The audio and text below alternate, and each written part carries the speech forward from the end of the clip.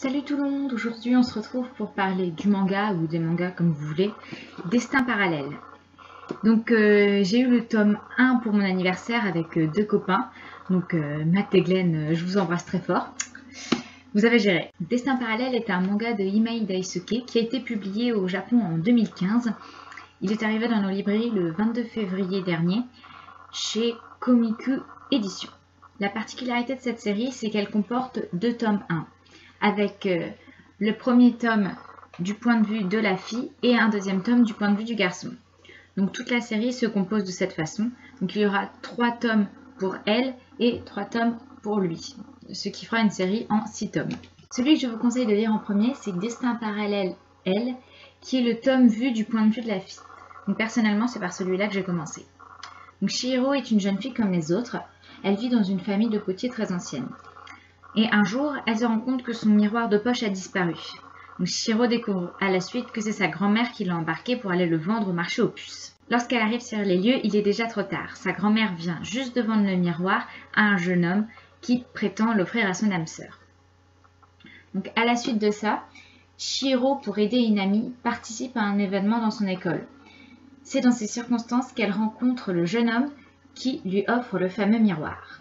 Du côté de Destin parallèle, lui, il est question du point de vue de Yukichi. Yukichi est un élève brillant, mais il est entré dans son université actuelle dans le but de suivre l'amour de sa vie, Hinata, qu'il aime en secret depuis des années.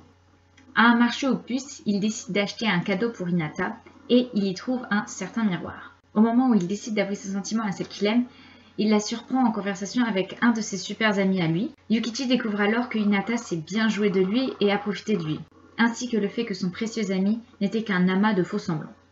À la suite de cette découverte, il prend la fuite et dans sa fuite, il rentre en collision avec une jeune fille. Ne sachant pas qui elle est et pour faire partir les sentiments qu'il a pour Hinata, il décide de lui donner son précieux miroir. Donc voilà un petit résumé des 2 premiers chapitres de chacun des tomes. Donc selon moi, il est préférable de commencer par lire du point de vue de Chihiro, car elle a une vision plus douce et plus posée, alors que Yukichi à côté, il est plutôt en mode il reste de marbre dans la retenue et le calcul. De son point de vue à elle, c'est vu comme une rencontre qui pourrait changer leur vie. Et moi quand j'ai lu le premier tome, donc le tome avec Chihiro, je ne savais pas que Yukichi en aimait une autre en fait.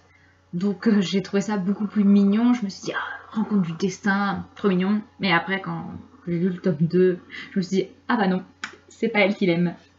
Ça peut être également intéressant de lire par chapitre, genre le chapitre 1, elle, puis le chapitre 1, lui, et etc. Chapitre 2, 3, voilà. Donc l'histoire nous présente 2 personnages qui ont chacun une vision de la vie et une appréhension des choses très différentes. C'est ça qui donne un caractère attractif au manga. En lisant un passage, on sait ce que pense l'autre au même moment, donc c'est assez rigolo. Pour moi, c'est un très bon seinen, très mature, avec juste ce qu'il faut d'innocence, et qui montre plus combien une relation peut être maladroite au commencement. La suite de la série sort en mai prochain, donc j'attends cette suite avec impatience et j'espère qu'elle me plaira autant que les 2 premiers tomes. Sur ces derniers mots, n'hésitez pas à lire cette œuvre et à me dire ce que vous en avez pensé. Avant de partir, pensez à donner votre avis sur cette vidéo avec un petit pouce, un commentaire ou encore en vous abonnant à la chaîne.